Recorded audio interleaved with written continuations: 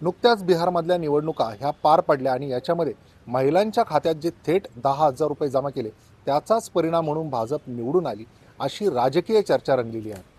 हे जे प्रकार आहेत ते सध्या वाढत चालले आहेत आणि महिलांना हे राजकारणी आपल्याकडे आकर्षित करण्यामध्ये ह्या पैशांमधून यशस्वी ठरत आहेत का असं देखील समोर येताना दिसतंय. कारण मागच्या निवडणुकीत महाराष्ट्रात देखील अशाच पद्धतीने महिलांच्या खात्यामध्ये जे काही पैसे जमा केले त्याचा परिणाम दिसला असं म्हटलं गेलेलं आहे. आणि या सगळ्या गोष्टींमुळे आता थेट पिंपरी चिंचवड जे राष्ट्रवादी काँग्रेस पक्षाचे प्रवक्ते आहेत माधव पाटील यांनी अशाच पद्धतीची जी काही योजना आहे ती माझ्या प्रभागामध्ये राबवायची आहे आणि महिलांना त्याचा लाभ द्यायचा आहे म्हणून थेट जागतिक बँकेकडं त्यांनी यासाठी कर्ज मागितलं आहे.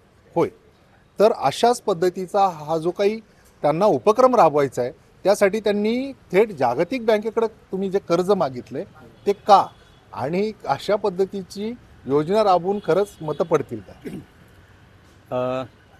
आपण बघितलं बिहार, त्यानंतर महाराष्ट्र असेल, मध्य प्रदेश असेल, इथे महिलांच्या खात्यामध्ये थेट पैसे जमा करणं हा ट्रेंड चालू आहे. आणि मीच काय पण राजकीय विश्लेषक आणि राष्ट्रवादी काँग्रेस पक्ष शरदचंद्र पवार पक्षाचे अध्यक्ष शरदचंद्र पवार साहेबांनी सुद्धा सांगितले आहे की हे चुकीचं आहे आणि यामुळे कदाचित म्हणजे यामुळेच महिला प्रभावित होतात आणि त्या मतदान करतात. हे आपल्याला बिहार निवडणुकीत दिसून आलेलं आहे.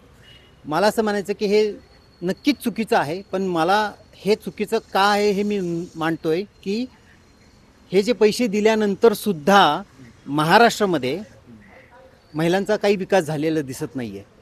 रादर महिलांवरती अत्याचार वाढत आहेत. महिला ज्या कुटुंबाची सदस्य आहे, मग तो कामगार असेल, शेतकरी असेल, त्या कुटुंबाची जी काय म्हणतो आपण परिस्थिती सुधारली पाहिजे ही पैसे देऊन काही सुधारलेली नाही आहे. म्हणजे महायुतीने 1,500 रुपये द्यायला चालू केलं आणि 10 दिवसातच महिलांनी कशी प्रगती साधली ह्या 1,500 रुपयांमुळे यांच्या ॲडव्हर्टाईज चालू झाल्या होत्या. पण आता सरकार येऊन बराच कालावधी झालेला आहे, वर्षभर झालेला आहे, पण महिलांची प्रगती झाली आहे असं कुठं दिसत नाही आहे. महिलांवर अत्याचार वाढत आहेत आणि आपण जे म्हणतो रोजगार, हा रोजगार युवक म्हणजे युवक आणि युवती यांना मिळत नाही आहेत.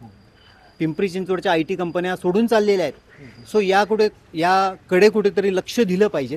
त्यानंतर अजून एक सांगतो की महिला बचत गट, म्हणजे महिला बचत गट फक्त हे काही छोटंसं अनुदान घेण्यापुरतंच असतं, पण 10 महिला बचत गट यांनी असं काही उपक्रम केलेला आहे किंवा बिझनेस मांडलेला आहे, उभारलेला आहे, असं काही कुठं दिसत नाही आहे.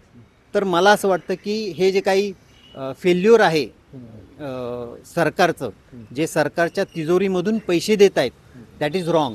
पण मला एक नवीन उपक्रम करायचा आहे की ज्याच्यामध्ये मी अजय बंगा साहेब जे वर्ल्ड बँकेचे चेअरमन आहेत, प्रेसिडेंट आहेत, त्यांना सांगितलं की माझा प्रभाग 17 पिंपरी चिंचवडमधील 30,000 महिला मतदार आहेत आणि आपण काय करूयात की मॉडेल करूयात. तुम्ही महाराष्ट्रात 2 कोटी महिलांना पैसे दिले, बिहारमध्ये करोडो महिलांना पैसे दिले, पण मला असं म्हणायचं की तुम्ही मॉडेल तयार करा आणि पिंपरी चिंचवड शहरात प्रभाग 17मध्ये तुम्ही एक मॉडेल तयार केलं की आपण 30,000 महिलांना 10,001 रुपये दिले प्रत्येकी आणि मग महानगरपालिकेच्या काही योजना असतील किंवा माझं काही स्किल आहे, मलाही असं वाटतं की मी काही महिलांसाठी चांगल्या योजना राबवू शकतो. सो त्या स्किलमार्फत महिलांची आर्थिक उन्नती आपण घडवून आणू शकतो आणि त्यामुळं काय होईल की जो काही समाजामध्ये जो काही क्राईम रेट वाढलेला आहे तो नक्कीच कमी होईल. तुम्हाला वाटतंय का यासाठी जागतिक बँक तुम्हाला कर्ज देईल आणि एकीकडे तुम्ही महिलांच्या या सगळ्या योजनांबद्दल टीका करता आणि तुम्ही स्वतःच जागतिक बँकेकडे कर्ज मागता? मला असं वाटतं की हे AIचं युग आहे. मी जो काही मेल केलेला आहे किंवा ट्विट केलेला आहे किंवा फेसबुक पोस्टमध्ये टॅग केलेला आहे वर्ल्ड बँकेला, आणि वर्ल्ड बँकेला माहिती आहे की भारतात काय चाललेलं आहे, त्यांना नव्याने सांगण्याची काही गरज नाही आहे. जरी ते माझं काय लेटर हेड मराठीत असेल तरी त्यांना ते माहिती आहे की हे पत्र कोणी लिहिलेलं आहे आणि मी हे जे काही मागतोय पैसे, सो आधी काय केलं आहे की सरकारने त्यांच्या तिजोरीमधून पैसे दिलेले आहे. जागतिक वर्ल्ड बँक यांनी भारताला करोडो रुपये दिलेले आहेत. त्यांचा आणि भारताचा काही संबंध आहे का? पण आहे. जागतिक बँक ही देते, म्हणजे आपल्या नदी सुधारसाठी सुद्धा त्यांनी पैसे दिलेले आहेत. तर मला असं वाटतं की मी एक ह्या समाजाचा ह्या व्यवस्थेचा एक भाग आहे आणि एक नागरिक म्हणून मला तेवढाच अधिकार आहे की मी जागतिक बँकेकडे पैसे मागू शकतो. आणि हे जे काही सरकारचं मॉडेल आहे, भाजप सरकारचं मॉडेल आहे, त्याला चुकीचं कसं ठरवायचं याची ताकद, याची नॉलेज मला आहे असं मला वाटतंय. आणि ते मी महिलांसाठी नक्कीच करून दाखवेल. कारण फक्त वोटसाठी पैसे देणं वेगळं आणि एक मॉडेल तयार करणं वेगळं. सो प्रभाग 17 जो आहे तो 4 स्क्वेअर किलोमीटरचा आहे. तुम्ही तिथे मॉडेल सेट केलं तर हेच मॉडेल पूर्ण भारतभर रिप्लिकेट होईल. म्हणून हा मला विश्वास आहे की आपण नक्कीच महिलांसाठी चांगलं करू शकतो.